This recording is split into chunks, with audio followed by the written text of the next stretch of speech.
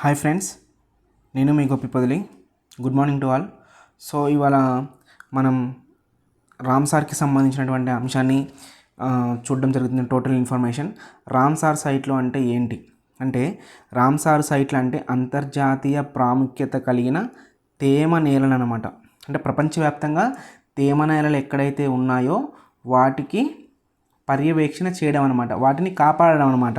So wetlands of international importance అనమాట. ప్రపంచవ్యాప్తంగా ఉన్నటువంటి తేమ నేలల యొక్క ప్రాముఖ్యతను గుర్తించి వాటికి పరిరక్షణ కల్పించడం అనమాట. సో ఇందులో భాగంగా ఏం చేస్తారు అంటే, వెట్లాండ్స్లో భాగంగా ఇవి పక్షులు, జంతువులు, మొక్కలు మరియు పర్యావరణ సమతుల్యతకు ఎంతో ముఖ్యమైనవి. ఏవి?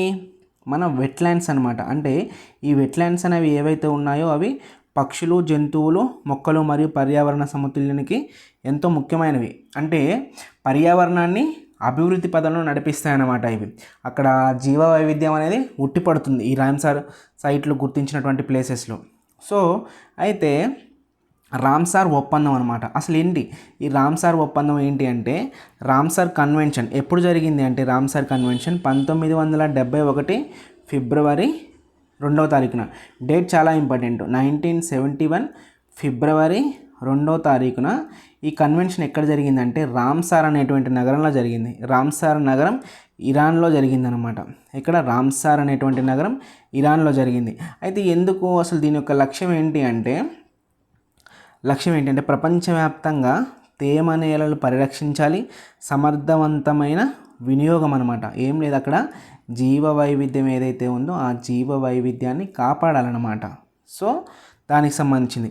అయితే 1971 ఫిబ్రవరి 2వ తారీఖున ఈ రామ్సార్ కన్వెన్షన్ ప్రారంభమైతే, మరి ఎప్పుడు మన భారతదేశం అందులో జాయిన్ అయింది అంటే 1982లో. భారత్ ఈ ఒప్పందంలో చేరిన సంవత్సరం ఎప్పుడు అంటే 1982వ సంవత్సరంలో భారతదేశం ఎందులో చేరింది? రామ్సార్ సైట్స్లో చేరింది. అయితే అసలు ఈ రామ్సార్ ఒప్పందంలో భాగంగా ఏంటి అంటే, ప్రపంచవ్యాప్తంగా చిత్తడి నేలలు ఎక్కడైతే ఉంటాయో వాటిని గుర్తించి వాటిని పరిరక్షణను చేపడుతుందన్నమాట. సో దానికి సంబంధించిందనమాట. సో రామ్సార్ కన్వెన్షన్లో భాగంగా నెక్స్ట్ కనుక చూసుకుంటే, ఒకసారి చూస్తే కనుక ఇక్కడ భారతదేశంలో రామ్సార్ సైట్లు ఎప్పటికీ 2025 నవంబర్ నాటికి అనమాట. 2025 నవంబర్ నాటికి మొత్తం ఎన్ని ఉన్నాయంటే రామ్సార్ సైట్లు 94 ఉన్నాయి. Total Ramsar sites 94. అయితే 94ది ప్రజెంట్ అంటే రీసెంట్గా ప్రకటించింది 94ది ఏంటి అంటే గోగాబిల్ లేక్ అనమాట. గోగాబిల్ లేక్ లేదా గోగాబిల్ సరస్సు. దీన్ని ఏమంటామంటే గోగాబిల్ సరస్సుగా పేర్కొనవచ్చు. ఎక్కడ ఉంది ఈ సరస్సు అంటే బీహార్ రాష్ట్రంలో ఉందన్నమాట. బీహార్ రాష్ట్రంలో మొత్తం 94 గుర్తించారు నేటి వరకు. చివరిది ఏంటి అంటే బీహార్ రాష్ట్రంలో ఉన్నటువంటి గోగాబిల్ లేక్ అనమాట. సో అయితే ఓవరాల్గా 2025లో 2025లో ఓవరాల్గా ఎన్ని ప్రకటించారు అంటే మొత్తం 9 కొత్త రామ్సార్ సైట్లను ప్రకటించారు. ఎక్కడ? భారతదేశంలో. అంటే 2025 సంవత్సరానికి గాను భారత్లో ఎన్ని రామ్సార్ సైట్లను ప్రకటించారంటే మొత్తం 9 రామ్సార్ సైట్లను ప్రకటించడం జరిగిందనమాట. ఒకసారి కనుక చూసుకుంటే రాష్ట్రము ఆ రామ్సార్ సైట్ యొక్క పేరు అనమాట. చూసుకుంటే కనుక తమిళనాడు నుంచి సక్కర్కోటై మరియు తీర్థంగల్, ఈ 2 రామ్సార్ సైట్స్ సక్కర్కోటై మరియు తీర్థంగల్. అదే సిక్కిం రాష్ట్రం నుంచి కనుక చూసుకుంటే కెచ్రోపల్లి సరస్సు అనమాట. కెచోపల్లి సరస్సు. అదే జార్ఖండ్ రాష్ట్రం నుంచి ఊద్వా లేక్, జార్ఖండ్ రాష్ట్రం నుంచి ఒకటి. రాజస్థాన్ నుంచి మోనార్ మరియు కిచెన్ పలాని 2 గుర్తించబడ్డాయి. మోనార్ మరియు కిచెన్ పలాని. బీహార్ నుంచి వచ్చేసి గోకుల్, అదేవిధంగా ఉదయార్ జల్ అండ్ గోగాబిల్ లేక్. రీసెంట్గా గుర్తించబడింది ఏంటి అంటే 94ది గోగాబిల్ లేక్ అనమాట. ఇది ఎక్కడుంది అంటే బీహార్ రాష్ట్రంలో ఉంది. టోటల్గా ఇప్పటివరకు 94 గుర్తించడం జరిగింది. సో గుర్తుంచుకోండి ఫ్రెండ్స్.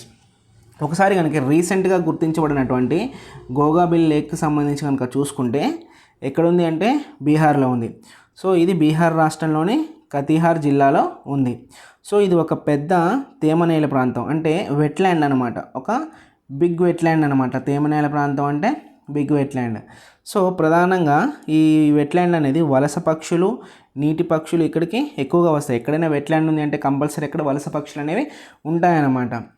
సో ఇది గంగా మరియు కోషి నదుల మధ్య ఉన్నదనమాట. ఇక్కడ గంగా నదికి మరియు కోషి నదుల మధ్య ఉన్నది. ఏంటి ఈ వెట్లాండ్ గోగాబిల్ లెక్ వెట్లాండ్ అనేది ఎక్కడుంది అంటే గంగా నదికి కోషి నదికి మధ్యలో ఉందన్నమాట.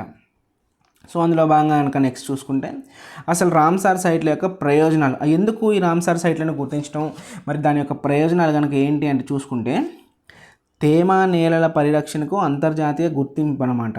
అంటే వెట్లాండ్స్ ఏవైతే ఉన్నాయో వాటికి అంతర్జాతీయ గుర్తింపు ఇవ్వడం ఎందుకోసం అంటే జీవ వైవిధ్యాన్ని కాపాడడం కోసం, అదేవిధంగా పర్యాటక అవకాశాలు పెంచడం కోసం, వాతావరణ మార్పులకు ఎదుర్కొనే సామర్థ్యం పెరగడం అనమాట.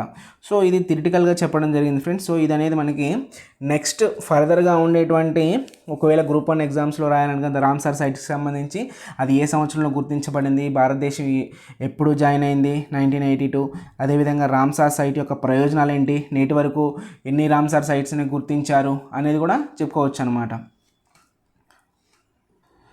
సో ఇక్కడ కనుక చూసుకుంటే ఫ్రెండ్స్ భారతదేశంలో ఉన్నటువంటి రామ్సార్ సైట్స్, సో ఒకసారి కనుక ఇక్కడ చూసుకుంటే భారతదేశంలో గుర్తించబడిన రామ్సార్ సైట్స్లో అతిపెద్ద రామ్సార్ సైట్ ఏంటి అంటే సుందర్బన్స్ అనమాట. ఏంటది సుందర్బన్స్ రామ్సార్ సైట్ అనమాట. అతి చిన్న ఎక్కడుంది అంటే ఇది వెస్ట్ బెంగాల్లో ఉంది. వెస్ట్ బెంగాల్లో ఉంది.